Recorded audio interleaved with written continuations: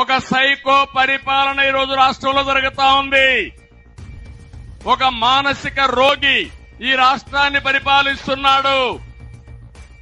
మొన్ననే విశాఖపట్నంలో మీటింగ్ పెట్టుకున్నారు. పెట్టుకోండి, విమర్శించండి, మాకు బాధ లేదు. నా ఫోటోని, పవన్ కళ్యాణ్ ఫోటోని, వేరే వాళ్ళందరూ ఫోటోలు ఇద్దరు ముగ్గురు పెట్టి వాళ్ళు అక్కడ చూస్తే బాక్సింగ్ బ్యాగ్స్ పెట్టి దాంతో కొడుతూ కాళ్లతో బూట్ కాళ్ళతో తంతూ ఇష్టానుసారంగా చేశారంటే ఇది నాగరిక ప్రపంచం అనుమతిస్తుందా అని మిమ్మల్ని అడుగుతున్నా.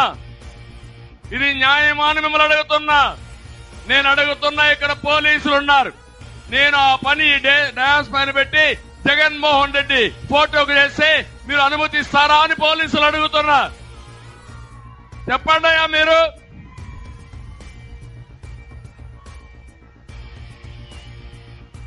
ఏం చేశారు మీరు విశాఖపట్నంలో?